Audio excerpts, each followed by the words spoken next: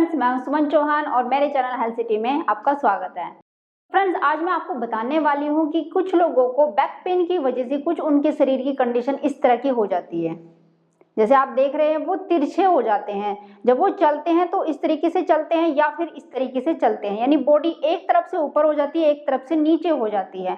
वो बिल्कुल तिरछे होके चलते हैं, तो इसको बोलते हैं स्क्योलिसिस। ये भी कमर दर्द की वजह से होता है। अभी मैं आपको बताने वाली हूँ कि ये क्यों होता है और इसके साथ में इसके लिए एक्सरसाइज बताऊंगी ताकि आप इस पोस्चर को ठीक कर सके और जो आपका ट्रीटमेंट है उसको आप जारी रख सकें।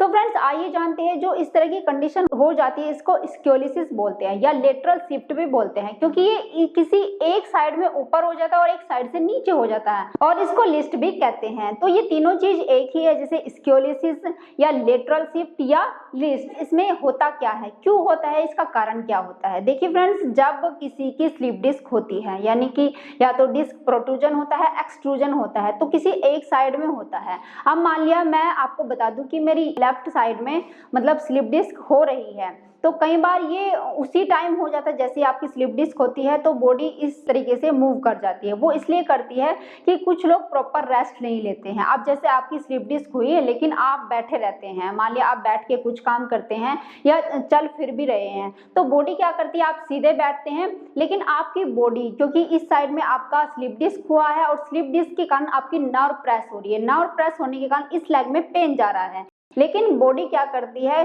कि इस साइड में प्रेशर ना आए। जब आप बैठेंगे तो आपका पूरा प्रेशर डिस्क के ऊपर आता है और जो डिस्क निकल गई है तो बहुत ज्यादा प्रेशर आएगा जब आप बैठते हो। तो इस कंडीशन में नर्व बहुत प्रेस होती है तो आपको पेन होता है। तो उस पेन से बचने के लिए बॉडी इस तरीके से इस साइड में शिफ्ट होने लगती है।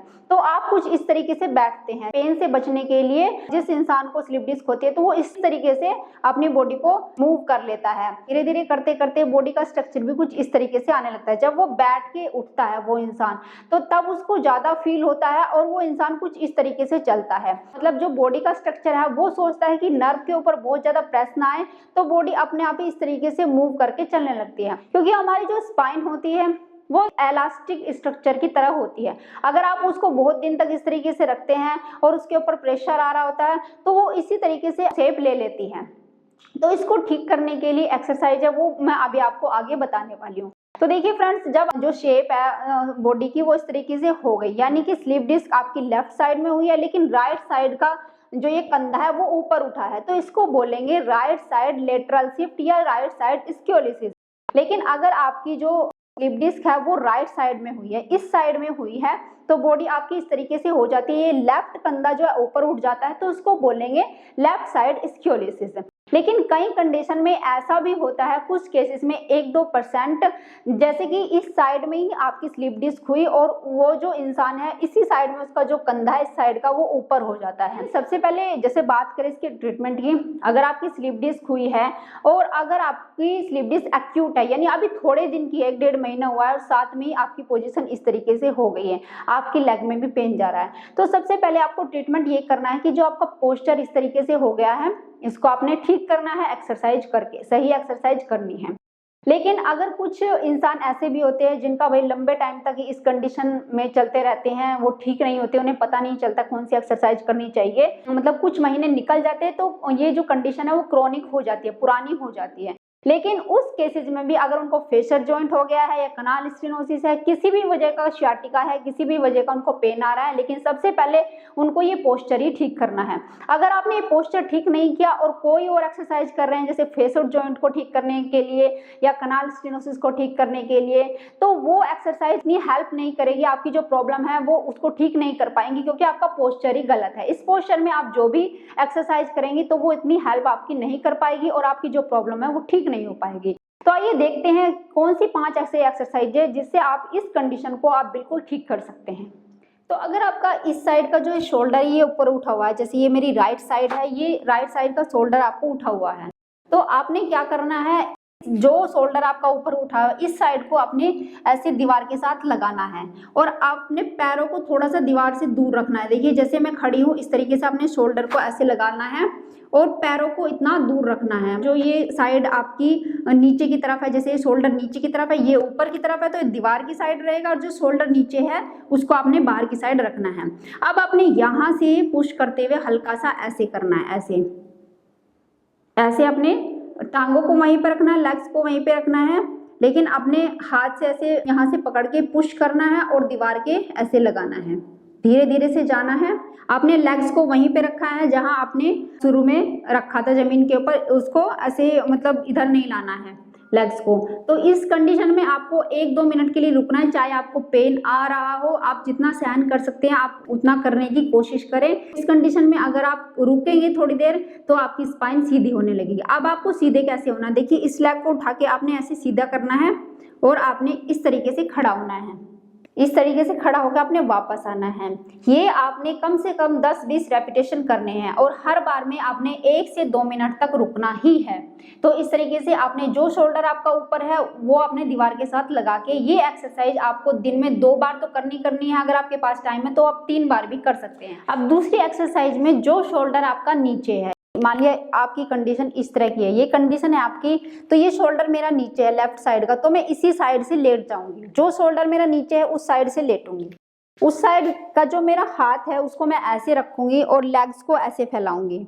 अब मुझे थोड़ा सा हिम्मत के साथ इस साइड को ऊपर उठाना है, इसको ऊपर उठाना है। जितना मैं ले जा सकती हूँ उतना मैं उठाऊंगी, जितना आपको पेन ना आए।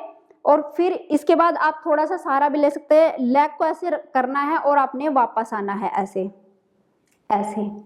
जैसे दोबारा से देखिए, मेरे ये दोनों पैर ऐसे सीधे रखूंगी और इस हाथ को ऐसे रखूंगी। अब मैं इस चीज को ऊपर उठाऊंगी थोड़ा सा।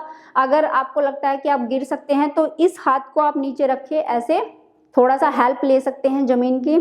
तो इस तरीके से ऊपर उठूंगी और 1-2 मिनट के लिए यहीं पे मैं रुक जाऊंगी। जितना भी आप रुक सकते हैं, 30 सेकंड के लिए, 1 मिनट के लिए आप रुकेंगे। फिर उसके बाद एक लेग को आप ऊपर उठाएंगे और वापस ऐसे आ जाएंगे। तो ये आपको एक ही साइड में करना है। जैसे अगर आपका कंधा इधर से ऊपर है तो दीवार के साथ आप लग के जो एक्सरसाइज करोगे तो वो इसी साइड से करोगे। जैसे इस साइड से आपका कंधा नीचे है तो आप लेट के करोगे तो वो इसी साइड की करोगे जिस साइड से आपका कंधा नीचे की तरफ जा रहा है। तो ये 2 एक्सरसाइज करनी है आपको, एक ही साइड की करनी है। ऐसे नहीं कि आप उधर से भी कर रहे हैं इधर से भी कर रहे हैं। तो तीसरी एक्सरसाइज में जैसे आपकी पोजीशन कुछ इस तरह की, ये शोल्डर आपका ऊपर है तो इसी साइड से आप ऐसे पिल्लो के ऊपर लेट जाएंगे। पिल्लो को बीच में रख लेंगे ऐसे और आप लेट जाएंगे ऐसे, और अपने जो आपका सर है उसको भी ऐसे रख लेंगे। अब इसको करने के बाद आपने ये हाथ को इधर ले जाना है, पूरा स्ट्रेच करना है, पूरा जितना आप कर सकते हैं ऐसे। इस कंडीशन में आपको जितना भी आप लेट सकते हैं, जितनी देर तक, 5 मिनट, 10 मिनट, 15 मिनट, इतना आपको लेटना है।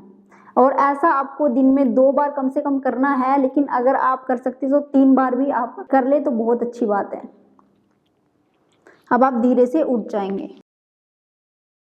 चौथी एक्सरसाइज में आप इस तरीके से इस पोजीशन में आ जाएंगे और मान लिया आपका जो ये शोल्डर है ये आपका नीचा है और ये शोल्डर आपका ऊपर साइड में है। तो जो शोल्डर आपका ऊपर साइड में है उसकी तरफ आप मुड़ेंगे और अपने हाथ को ऐसे ले जाएंगे और इस हाथ को अपना दूसरे हाथ की साइड में इतना मुड़ जाएंगे। आप 5-10 मिनट के लिए इसमें रुकेंगे। आपने रुकना है जितना आप रुक सकते हैं और फिर धीरे धीरे वापस आएंगे। तो इसके आप ऐसे 2 रेपिटेशन भी कर सकते हैं या फिर 1 भी कर सकते हैं और दिन में 2 से 3 बार तो ये एक्सरसाइज जरूर करनी है। तो 5वीं एक्सरसाइज में आपने इस तरीके से लेटना है। अगर आपको इस तरीके से लेटने में पेन होता है तो आप इस तरीके से लेट सकते हैं, और अगर आपको इस तरीके से लेटने में बिल्कुल पेन नहीं होता, आप नॉर्मल है, तो आप इसको पिल्लो को हटा करके आप जैसे भुजंगासन नहीं हो रहा, आपका पेन बढ़ रहा है, तो इस तरीके से भी आप 4 से 5 मिनट के लिए लेटें। अगर आपको दिक्कत नहीं हो रही तो 10 मिनट के लिए भी इस तरीके से लेट सकते हैं। और अगर आपको बिल्कुल भी पेन नहीं आ रहा, आप भुजंगासन भी कर रहे हैं, ऐसे कर रहे हैं, क्योंकि भुजंगासन में रुकना तो नहीं है, बस ऐसे जाना है, ऐसे आना है, तो कम से कम इसके 5 से 10 रेपिटेशन करें। तो फ्रेंड्स, अगर आपको स्क्योलिसिस है, आप भी कुछ इस तरीके से या इस तरीके से इस पोस्चर में रहते हैं या चलते हैं और आपको कमर में दर्द भी रहता है, तो पहले इस चीज को ठीक करें, अपने पोस्चर को ठीक करें, जो कि इन एक्सरसाइज को करके आप आराम से ठीक कर सकते हो घर पर। और फिर उसके बाद ही अगर आपको दूसरी प्रॉब्लम है, जैसे कनाल स्टेनोसिस है या फेशियल जॉइंट आर्थ्रोपैथी, जो भी आपकी दूसरी प्रॉब्लम है, उसको आप बाद में सोल्व करें, पहले अपने पोस्चर को ठीक करें। और इन एक्सरसाइज को करके आप पूरे तरीके से अपने पोस्चर को ठीक कर सकते हैं। तो वीडियो अगर आपको पसंद आई होगी तो उसको लाइक शेयर करना मत भूलिएगा। जिन्होंने अब तक सब्सक्राइब नहीं किया, सब्सक्राइब कर लो, साथ में बेल आइकन को भी दबा दो, ताकि जो मेरी नई वीडियो आए वो सबसे पहले आप तक पहुंच सके। आज सिर्फ इतना ही, तब तक के लिए बाय बाय, टेक केयर।